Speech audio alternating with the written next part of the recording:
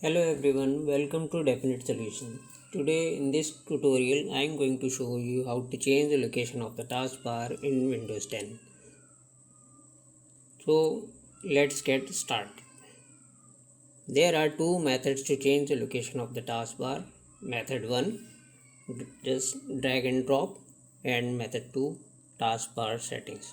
So for the method 1, you need to right click on the taskbar and uncheck lock the taskbar, and after that you just need to drag the taskbar to right or left,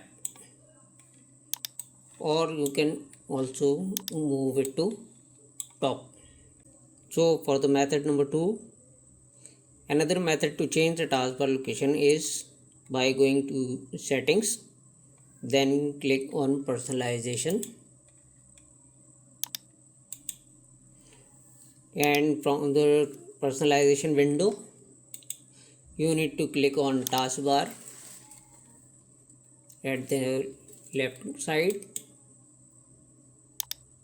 Now once you reach the taskbar settings window, you can set the taskbar location from this place.